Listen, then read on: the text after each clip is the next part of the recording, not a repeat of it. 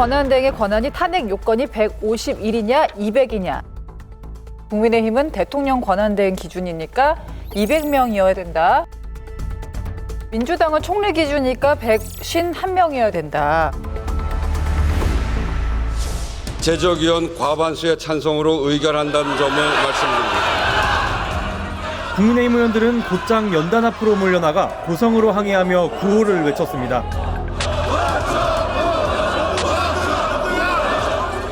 일부 의원들 사이에선 몸싸움도 벌어졌고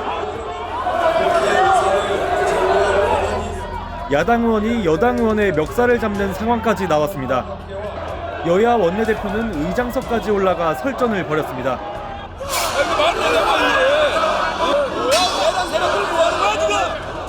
여당 의원들이 20분 넘게 항의를 이어간 가운데 투표를 마친 야당 의원들은 대통령 탄핵과 여당 해체를 요구하며 맞불을 놨습니다.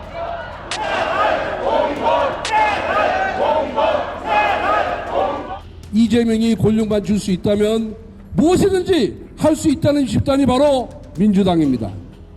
오늘 민주당은 국민을 버리고 자신의 아버지인 이재명을 선택했습니다.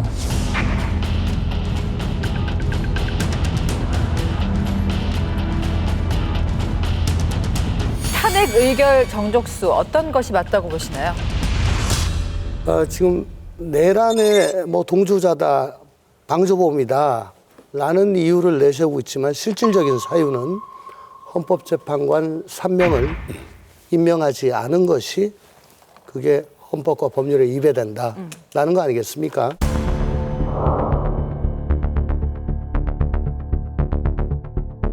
실질적인 사유는 헌법재판관 임명하지 않은 것이라고 본다면은 헌법재판관의 임명은 국무총리한테 있는 게 아니고 대통령 혹은 대통령 권한대행한테 있는 거죠. 그 대통령 권한대행의 권한을 행사하지 않았다. 즉 대통령 역할을 제대로 하지 않았다라고 하기 때문에 이거는 200석으로 하는 게 맞다고 봅니다. 내란 행위에 동조했다, 방조했다, 가담했다라고 얘기하면서 그건 총리 때 아니냐. 그게 탄핵 사유다라고 민주당은 얘기를 하는데 한 총리가 권한대행을 승계하게 됐을 때 그때 딱 문제 제기를 하고 막았어야지. 이미 지나가 버렸다. 일단은 지금은 봐준다라고 하면서 권한대행 하게 해놓고 요거 말 안 들으면 옛날 걸로 걸어서 탄핵할 거다라고 하는 거는 금반원의 원칙에 위배되고요. 내란죄 피의자이기 때문에 안 된다. 내란죄로 고발한 게 민주당입니다. 자기가 고발해놓고 그 피고발자가 너니까 너는 안 된다. 이것도 역시 맞지 않는 얘기. 야당에서는 한덕수 권한대행이 대통령과 같은 권한을 갖고 있기 때문에 헌법재판관 임명이 가능하다 이렇게 주장하고 있습니다. 자, 그렇다면 대통령의 권한이죠. 거부권 행사 역시 가능하지 않느냐는 지적이 일고 있는데요. 딜레마 상황 아닙니까? 서로 말이 안 되는 게 여당은 법률안 거부권은 있지만 재판관 임명권은 없다. 야당은 재판관 임명권은 있지만 법률안 거부권은 없다. 둘 다 있는데 자기한테 유리한 것만 해라는 겁니다. 아주 나쁘끄러운 일이죠. 선택적 정의라는 얘기인데 정의는 그보다 무슨... 먼저 그러니까 정의라고 주장을 하는 거지. 근데 그게 선택적이니까 정의가 아니라는 얘기입니다. 그러니까 그보다 먼저 따져야 될 문제는 뭐냐면 대한민국 국회는 어떤 걸 중심으로 하느냐면 하나는 상임위 중심주의고 또 하나는 교섭단체 중심주의예요. 그래서 대한민국 헌법상의 국회의 운영 원칙은 교섭단체끼리 협의를 해서 합의를 해서 문제를 풀어라 이렇게 한 거예요.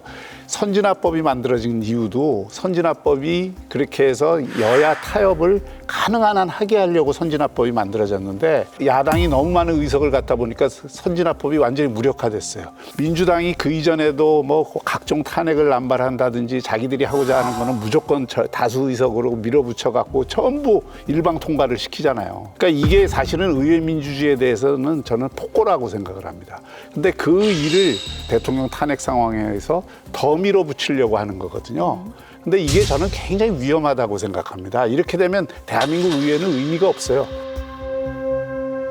거기다가 만약에 정권이 바뀌어갖고 국정 운영을 하게 되면 지금 우리가 상상하는 것 이상의 권위주의 독재 정권을 또 만드는 일이 될 것입니다. 그래서 지금 이 어려운 상황이라고 하더라도 의회 민주주의의 원칙을 지켜라. 의회 민주주의에 있어서 가장 기본적인 교섭단체 중심주의로서 서로 타협을 해서 중요한 문제에 대해서는 결정을 하는 원칙을 지켜라는 요구는 저는 계속해야 된다고 생각을 합니다. 지금 한덕수 권한대행이 이제 거부권을 행사하는 것 같고 문제도 삼았잖아요. 근데 과거에 고건 권한대행도 거부권을 행사한 사례가 있습니다. 그때가 17대 총선, 우리 네, 박 시장님 맞습니다. 초선 예. 당선되시기 바로 직전이었는데 예. 그때 상황은 어땠습니까? 그때도 이 고건 총리가 이 사면에 관한 법하고 거창 보상법에 관한 법안을 거부권을 행사한 적이 있습니다. 그 당시에도 논란은 있었지만 그것이 인정이 됐어요. 그때 거부권을 행사한 이유도 헌법과 법률에 맞지 않는 법안이기 때문에 거부권을 행사한 겁니다. 명분이. 이번에도 마찬가지입니다. 민주당이 내놓은 김건희 특검법 같은 경우는 거의 14개, 15개를 그냥 다 조사하게 돼 있잖아요.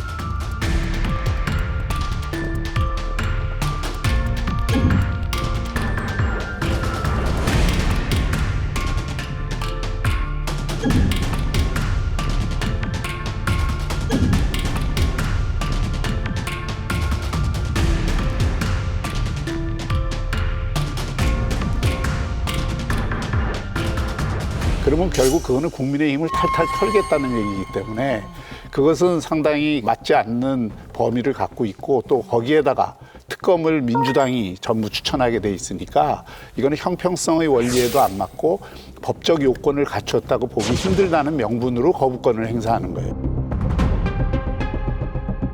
특검을 하는 게 중요하지 특검을 민주당이 독점하는 게 중요한 게 아니거든요. 네. 저는 뭐 국민의힘 입장에서도 제3자 특검이라는 형태라도 도입한다든지 합리적인 특검의 범위를 설정을 하면 그걸 반대할 명분은 없다고 생각을 합니다.